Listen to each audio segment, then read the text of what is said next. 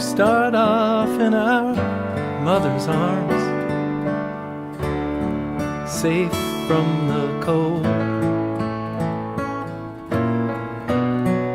She can't hold us back for very long. Soon we're out on our own. My name is Taylor Steele, and my very first surfboard was a hand-me-down from my dad. It was a single fin, and it was a 6'6" thick, I think it was a Dick Brewer. So this is 1978. This is in San Diego.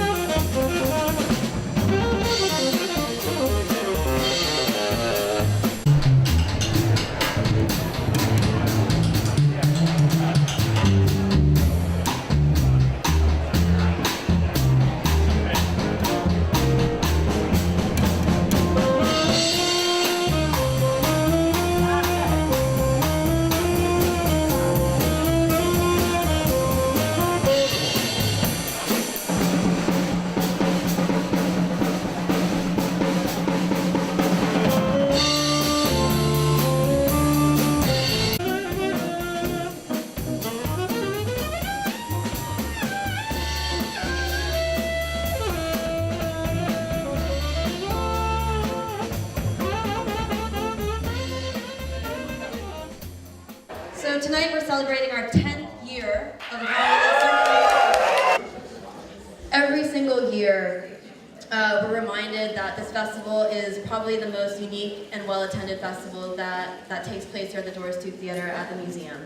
And tonight's film, Proximity, is a perfect example of that. And the legendary man, Taylor Steele, who we have here with us. This year, among the 10 years that we're celebrating, we're also celebrating the evolution of surf cinema and the evolution of this festival. There are many people who helped us get this film festival up on its feet, and I need to recognize and honor each and every one of them. So first off, this year's presenting sponsor, and they have been our presenting sponsor for many years now, is Nordstrom. So we also have two amazing supporting sponsors. So Kona Brewing Company, who keeps us hydrated every single night. Thank you. Also Subaru Hawaii, and we're incredibly excited to partner with Subaru this year to host pro surfer Carissa Moore, who will be helping us present the film Given next week. So we hope to join you. The next sponsor is our hospitality sponsor, which is Surf Jack Hotels and Swim Club, who continually help us host our special guests. And the one and only Surf News Network, also the one and only Voice of Nature, Gary Cooley, who's in the house, Gary Cooley. We also have some incredible people in the audience. Jock Sutherland, who's joined us tonight. Thank you so much. Pat Caldwell is also here. Surfer Joe, where are you? And Kyle Metcalf, who every single year documents and we are honored to be joined by Mayor Kirk Caldwell and his family. Thank you so much. Last shout out is to Reggie Padilla, the surfing sax player, for providing the music outside. And so please join me in welcoming Eric Walden and Jackie Walden, responsible for the genesis of the festival. I really want to thank Kayla and her crew, Sarah and Manette especially, just for continuing on and putting together such a great festival and always keeping me involved. So next I'm going to invite to the stage Sarah Fang, who is our new theater programming coordinator. She really is responsible for putting together this month-long lineup. So since this year is our 10th anniversary, we knew that the lineup had to be the absolute best. There were over 100 films that we had to review before we decided on the final 47 shorts and features that made our lineup this year. And again, we're delighted to be working with Anna Trent Moore and the Bud Brown Archives to screen Bud Brown's Going Surfing for our closing night. And so we bring it all the way back to the beginning by celebrating the founder of surf cinema. So the influence and legacy of filmmakers like Taylor Steele, John Severson, and Bud Brown continues in the many up-and-coming directors that we have featured in our lineup that showcases that surfing is a sport that inspires creativity. But we can't forget about the women of surfing. And we're proud to present our Surf Like a Girl program, featuring shorts and features about the trials and tribulations of surfing while female, but also the beautiful relationship that women have with the sea. I'd now like to introduce our special guest for the evening. He was named by Surfer Magazine as one of surfing's 10 most influential people. He broke onto the scene at the age of 20 with Momentum, and since then he has gone on to create 25 award-winning films that redefine the way we experience surfing on screen while bringing previously unknown surfers like Rob Machado and Dave Rastovich to the mainstream limelight. And we're very excited to screen his latest film as the opener for our 10th anniversary. So please join me in giving a warm welcome to Proximity's director, Taylor Steele. I want to thank Taylor and Sarah and everybody for putting this on. This is amazing. Congratulations on 10 years. What an accomplishment.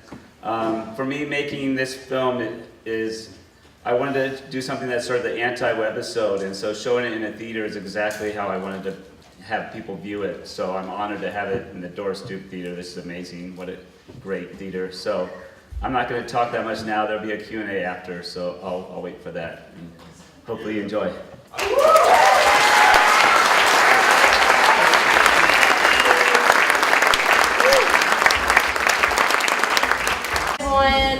To helm a surf publication under Free Surf Magazine. He's a man of so many hats. He is currently the digital media director of Hawaii Business Magazine. He also founded Contrast Magazine, which is Hawaii's first avant-garde publication. He founded Hokumo'ulelo, which is the Hawaiian Journalism Association. He has been writing for Honolulu Magazine, Mana Magazine, Hawaii Magazine, ESPN, Surf Magazine, oh my gosh, the list goes on. And we're so lucky to be able to have you here with us to help us do a Q&A with the incredible Taylor Steele, who yet again is redefining the genre with a film like Proximity. So I'd like to hand it off to Daniel. Great. And thank you so much for being with us. Thank you. Thank you, Taylor. Thank you. And I get to be here again with Taylor Steele. Just by show of hands, who was at the Talk Story last night? Awesome, looks like a handful, so I'm gonna apologize that some of these are the same questions, but I hope you find it interesting still. Taylor, I gotta know, what did you want to share with the audience about your subjects in Proximity? The reason I picked these surfers were because they're thoughtful. They weren't just athletes that do the biggest errors. They're guys that have a lot of depth. And so each group, each pairing sort of represented a different side of surfing for me. The Kelly and John is like the competitive side and that sort of challenging yourself, and then Shane and Albie's that when you're afraid on those big days, and Rob and Craig is sort of going with the flow, and Steph and Dave is more of the feminine side, the graceful side of surfing. So each sort represents those. And then what was unique about having Steph in Proximity? Yeah, I've been trying to get her in a project for a while now, and just the themes didn't really make sense, or schedule didn't make sense, and so I was super excited that we could get her in this, and I sort of hyped it up where I really wanted her to have amazing waves and really shine, and I was hoping she'd be easygoing, and she was delivered on all accounts, and she was amazing. She would DJ for our car rides, and she would we nicknamed her Vibes at the end because she had such good vibes. And the first Wahine, right, in a Taylor Steele film? That's right. Okay, and then so I got something, I want to just speed round with you, and go, okay, so who's groovier, Rasta or Rob? Well, Rob's easier going, and I've traveled with him longer, but Dave's definitely groovier. Okay. And who's more fashion forward, Steph Gilmore or Ando? Definitely Ando on that. I gotta agree. And then who's gnarlier, John or Albie? In what way? Charging and then airs. John does better airs, but Albie, there was a session we had with Shane and Albie out in that crazy slab, and it was actually, we put it over 2 days. And then the first day, Albie just dominated, and it tripped me out. Wow, Shane's really passing the torch on this. And then Shane came back the next day and dominated. But to watch him just sort of really go for it, really like emphasize how amazing he is at charging. So sort of John airs, Albie charging. Okay. And then who's a more well-rounded human, Kelly or Shane?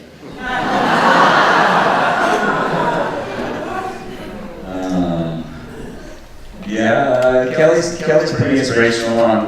I feel like we're blessed as surfers to have such a spokesperson and representative for our sport, so I'd have to give him this slight edge on it. Okay, but let's say you're in The Walking Dead and it's a zombie apocalypse. Who would you rather have with you? Definitely Shane, if The Walking Dead is up. He's a bow hunter and he's just sort of a little bit nuts. He's a provider. And what's the story behind the name Proximity? Because in Hawaiian culture, it's a really important thing when you name a child or anything. So I'm sure there's a backstory to Proximity. Yeah, coming up with names for films are really tough, and for this one, I really love the definition. It's nearness in space, relationship, and time. I felt that fit all the different themes of the movie, but also I like that it's just one word. It sort of bookends nicely, like the relationship I have with Shane, Albie, and Kelly, Kelly, Rob, and Shane. They were in my first film. It was called Momentum, and so it's one word type a little bit. Yeah, and then from the Momentum days and the Poor Specimen movies, a lot of it was based upon high performance surfing and what was cutting edge, and then when you kind of shifted into your sifting jet streams genre, that was more about travel. What is Proximity and your most recent films? What's the theme behind these? Yeah, for me, I think as a filmmaker, you just really have to be honest with what you're interested in. And during the 90s, I was really into progressive surfing and what that was. And then during the zeros, I was into travel and sort of like showing a different side of the world and showing it in a little bit more romantic view. And so now it's sort of the storytelling of surfing. I feel like surfing has so many stories. And so this is just trying to get those stories out there. And then why was it important to talk about time and the value of time? Yeah, I feel like my life gets going so fast, and I know that that's happening for other people. So surfing is a great way to sort of be present, and I just felt it was what's going on right now. Why did you choose Jerry Lopez to be the narrator?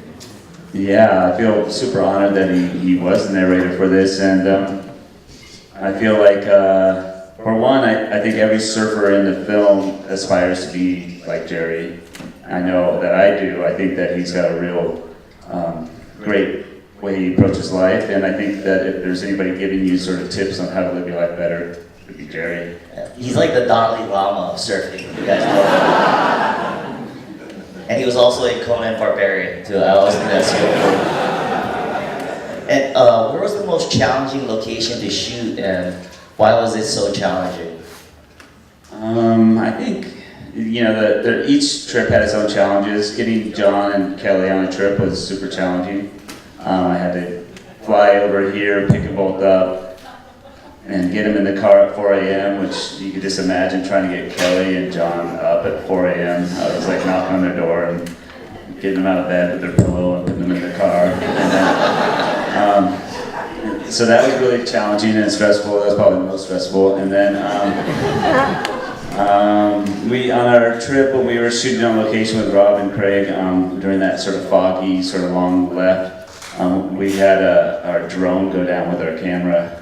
And so it was it was like our first day of shooting surfing, so that was traumatic.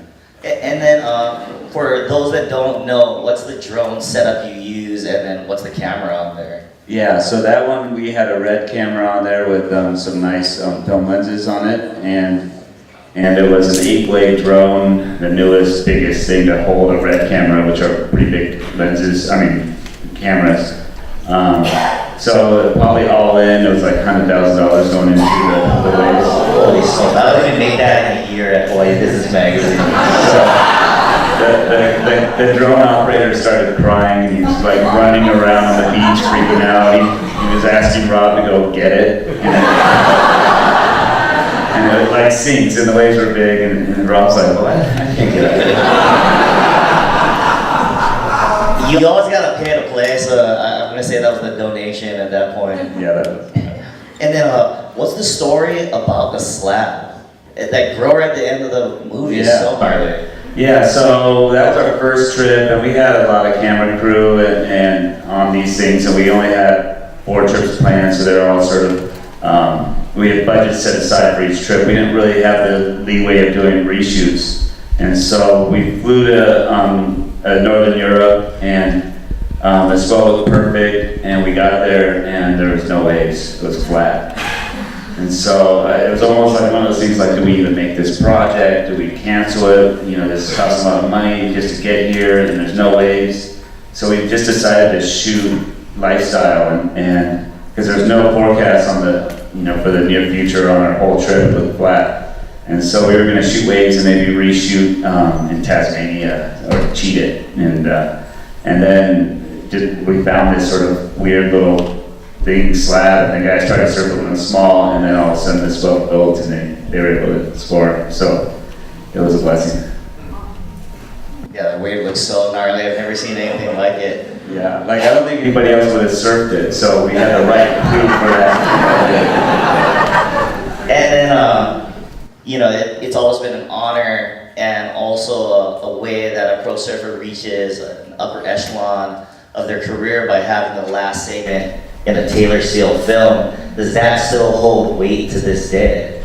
I don't really put weight on it, but that used to be a thing when there were sections, but it was funny. We showed the movie in New York, and after the movie, during the last section, Albie was there, and he was running the back claiming it, and just sort of, he was like, don't make another movie again, I want to have the last section of your last movie. Very cool. And then, what do you want your legacy to be in surfing? When it's all said and done and you're not making movies anymore, what do you want people to say about you? I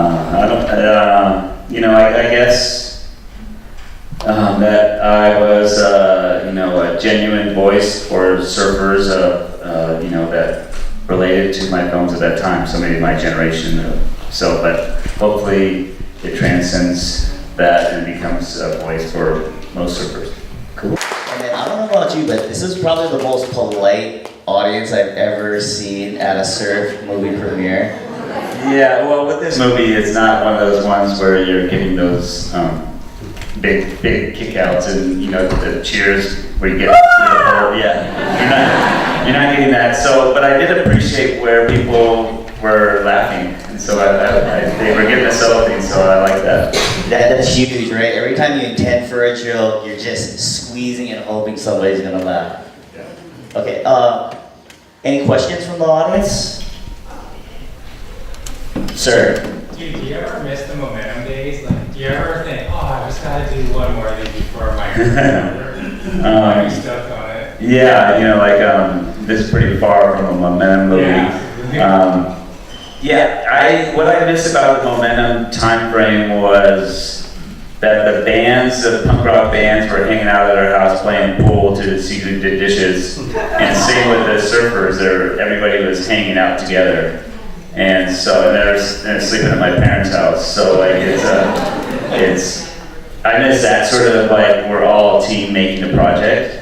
I don't miss that formula. It became sort of easy and not very creative. And I was thinking the other day, if I didn't change my style and I still made that momentum movie, I'd probably be a lot more financially successful, and they'd still be popular. So yeah, it's an interesting cycle. In the back.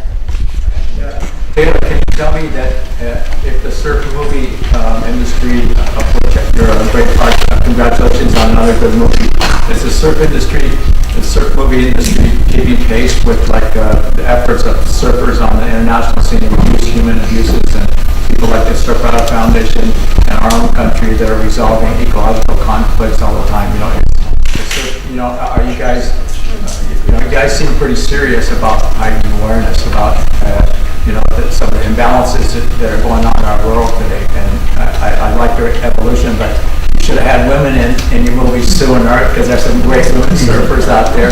But at first I thought that the voice on your soundtrack was yours, kind of a mellifluous, knowledgeable voice. I'm like, oh, wait a minute, that's Jerry. But congratulations again on a great movie. Yeah, well, thank you. I haven't been really making films for probably the last 8 years that weren't very specific to a theme. I chased a swell from Tahiti to Alaska, and then there's another one where I kidnapped Mick Fanning. But beyond that, I really haven't been making films, and so I've been watching Steph for a while, and I really wanted her to be in the films for that whole time, and it was just a matter of like connecting with her on it. So I agree, though. There should have been girl surfers in my films earlier. But as far as the surf film world sort of doing more to bring awareness to environmental issues and stuff, my theory on it is like, yes, we should be doing more, but a lot of times we wait for the companies like the surf industry brands to do stuff, or we wait for our politicians to do stuff. I think it's more of like we need to do more and protect our local beaches and do that. So. Well, everything ask a question like that, and then it's gonna get applause, and it's totally fine. So who's one surfer that you never got to work with yet that you would love to do a project with? Can be living or passed on. Yeah, I guess the old Tom Curran, where he rode shortboards and was sort of fired up. I would have loved to go on trips with him during that time.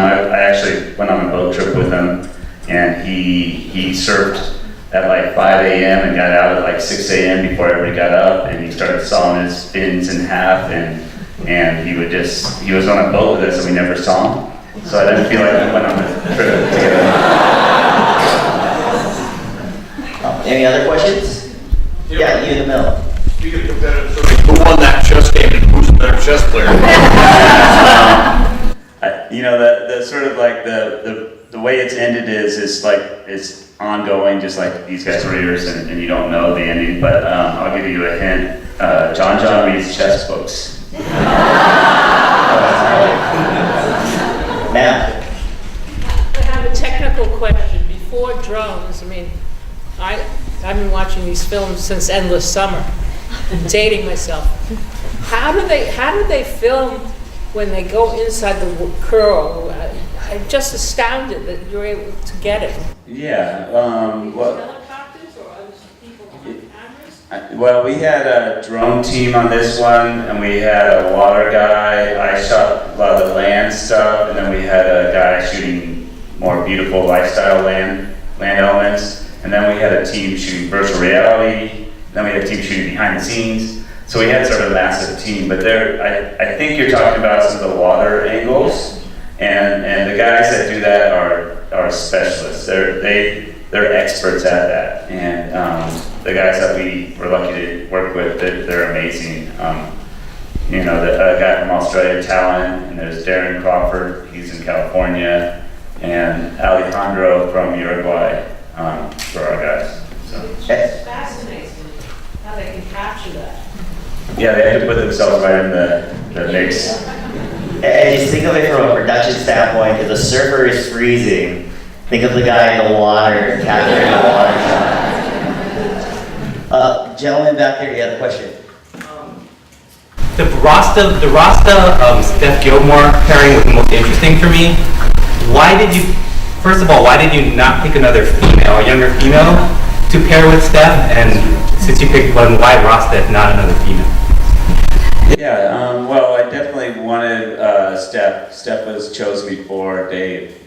And I looked at it as the whole pairing. I didn't want to have a young grommet or someone that's not really a pro surfer anymore, that's maybe retired and not sponsored. So that's the parameter of it. It was each surfer still had to be at their peak, and it's arguable. But I think like Machado's surfing as good as he's ever surfed. I think Kelly is too, and Shane in crazy waves he is. So that was sort of my parameter for that. And to me, like I think that Dave surfs really graceful, and he has a feminineness to his style, and I think that Steph surfing holds up against male or female. So that was the thought: is let's not sort of just put her in a women's thing. Let's put her against anybody.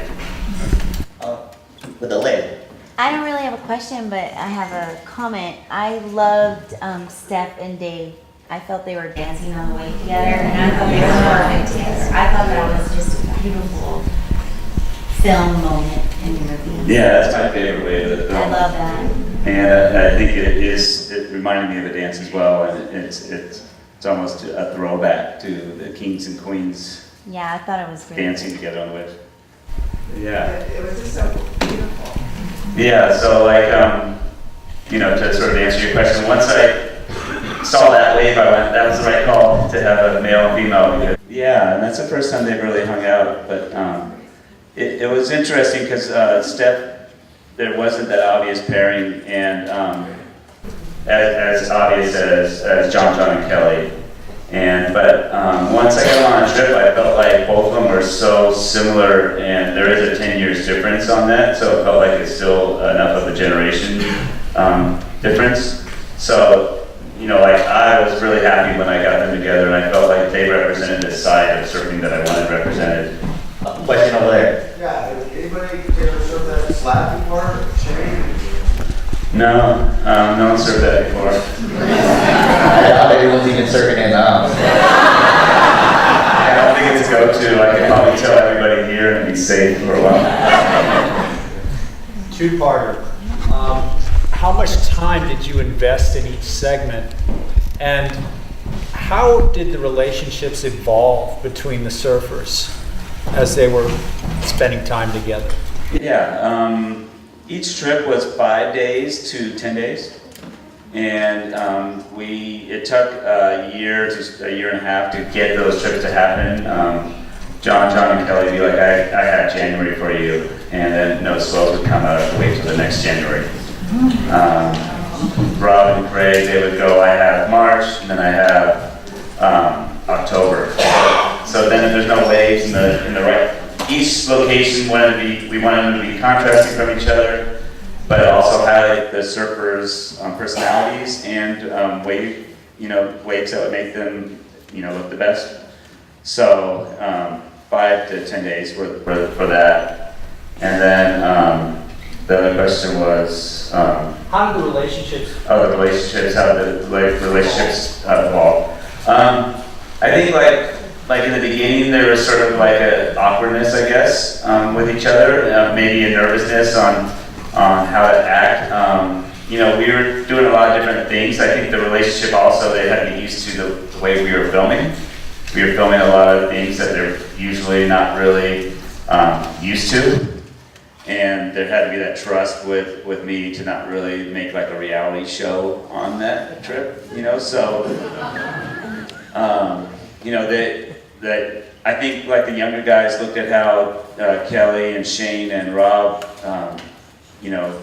how they dealt with me, our relationship, and how there was mutual respect there, and so they followed suit. And then these guys, their heroes are John's hero is Kelly, and Albie's hero is Shane, and so they probably had these questions that they wanted to ask for a long time, and I just would sort of like get them going, and then the floodgates would open, and they would just ask all these questions they've always been dreaming to ask their hero. Thanks a lot for everything you've done too. Great career you've had. We appreciate everything. Thank you. And then, in the back. Oh, wait, green shirt. Yeah. Mirror. First, again, amazing film, both cinematography-wise and concept-wise. It's amazing. How did you guys, after you just talked about the scheduling issues, finally decide on the spots to send each pairing?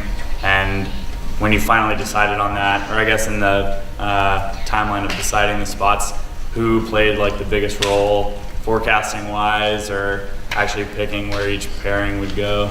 Yeah, me and the photographer, Todd Glazer, would sit around and have coffee and just sort of discuss our wish list and where we would love to see these guys surfing. And we made like 3 or 4 locations for each, so that we had this month with them, you know, that we could activate, and we wanted to make sure we sort of maximize as many options as possible.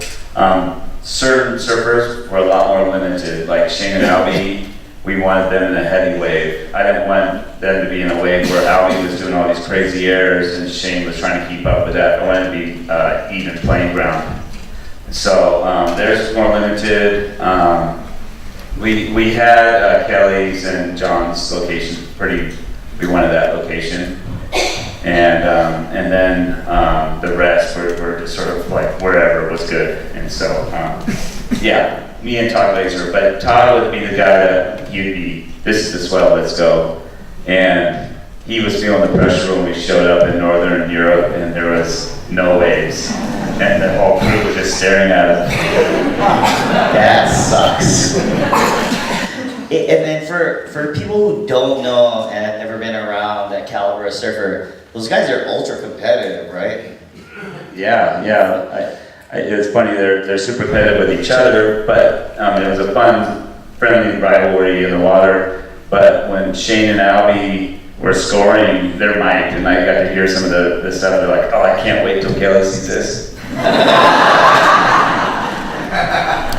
How much production meeting time was spent on product or the absence of product placement in this film? Yeah, product placement is how this film was funded, really. But it wasn't in the film. It was a sort of a weird sort of loophole that I sort of pushed forward to do product placement in the behind the scenes webisodes that preceded this film. And so that way I could be freed up to not have a whole bunch of product placements in the film itself. So it's a little creative way to get around it. I loved the narration and like just the whole concept of mindfulness being such a big part of the message of the film. And I'm curious if that evolved as the production was moving forward, or if that's something going in that you knew this is the message I really want to get behind. Yeah, that message was in there, and the tempo and a lot of things, it evolved. You know, like we knew we wanted to do something different. We didn't know what that was, and we just were pushing to do a score versus a regular soundtrack, and do narration and just the pacing and natural sounds. Everything was sort of just thought about what's the webisode look like today, and how could this be different than that? And the narration was the final sort of thing. I felt like the stories needed a little bit of connection in there, so. I reached out to Jerry, and he was just about to go on a month-long trip to Mexico, and I asked him if he could help write some stuff and help do the narration, and he did it in the midst of his packing before he got on the plane. So it was like the final hour that he dropped that in. You know, like this one was funded by Teton Gravity and Garage. They were the ones that backed it until we got our sponsorship funding, and they were producers, and I've never worked with producers before properly on a surf film. I've worked with them in other fields, but not on something that the whole point for me making a surf film was like I got to be the final say. And so then having producers was really, I had to sort of like hear them out, but I had final cut. And so there was definitely moments where they wanted things thought out a little bit more. Some of the production companies, they wanted it a little bit more like Kelly explaining that he's still on tour. John, it really sort of broken down and not feeling that a lot of people wouldn't get who they are, and so explaining who they are more. And so I just, I got to, in the end, I got to sort of go with what I wanted to make, and so Really like, Taylor, just get John to say GoPro. If you can just say GoPro while he's in the barrel, you got this. Yeah, there are some conversations, not like that, but more product placement. In the back, yes. Short question. You were mentioning about the drone, carrying an expensive camera. I've talked with people that knew Mr. Pritchett. Hopefully he's doing better. I heard he kind of was, but handling different kinds of sensitive camera stuff. And maybe what do you think of the idea of taking on somebody like open ocean specialist like Dwayne DeSoto or Mark Healy, in case the drone goes in the drink, they can just throw the mask on? Yeah, we just bring them to find our drone stuff. I don't think we would have got it at the location that we were at. It was a really strong current and like 10-foot waves, and it was really onshore and foggy. You know that a lot of Navy SEALs are surfers too. Yeah, I got to hang out with some Navy SEALs last winter and on the North Shore. They're crazy. I like John's idea though, because maybe you bring Healy or Kimmy Werner, and then they can also chef it up. Yeah. And that's a fish too. Yeah, they can do dinner and stuff. There's so many talented, crazy people like Kimmy and Healy that there's so many stories to be told in surfing, and I hope that more people just really get their stories out as it evolves. Yeah, I saw a hand over here. Could you see yourself doing like another round of the same concept? Because there's so many surfers I'd love to see paired up together, and at least in the future when surfing has evolved further and there's a whole other lineup of influential surfers, it would be amazing to see this again. Yeah, well, thank you. There's so many surfers that I wanted to get in this, Dane Reynolds and Jordy and guys like that. In various reasons, I couldn't find the right partner for them, or their schedules didn't allow it. I have sort of like a scribble notes of like all these other surfers that would be amazing. But for me, like making films, I'm trying to do something different each time I approach it, and so that I'm not repeating myself, and if you want to watch that same thing. Yeah. So maybe there's another guy that wants to do this concept, and I could talk to him about it. Would you call him a biter? No, it would be cool. Less, name it Proximity 2 or something weird. Is there another question over here? Okay, so talking about the future, what is the future for your career as far as surf filmmaking? Yeah, I'm right now sort of living and breathing this one, and letting that process go all the way through. I haven't thought about anything sort of beyond that. I do like the idea of finishing my career when Kelly and Rob and Shane do, but that doesn't seem like they're going to finish anytime soon. So. Well, I'm still, that's why I keep making movies. Do you have any desire to do TV again? I know Spike Jonze is a big influence of yours, and now that there's Viceland, it seems like there's almost this cooler version of Field TV now. Yeah, I would love to bring the drive-thru back if I could do that, but I don't know how that would work. Oh, that'd be rad. Yeah. Especially if there's cussing, because I remember they would bleep it all out before. Yeah. Well, it would be fun to do that with those guys. My idea for the drive-thru, the new one, would be them with their families in an RV, and so Benji's babysitting everybody's kids, stuff like that. Cool. Well, if there's no other questions, then I just want to thank everybody for hanging out. Thank you.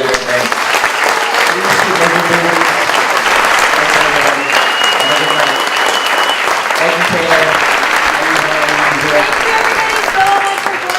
Please remember, proximity screens 4 more times throughout the month. So come back, spread the word, and aloha. Thank you so much.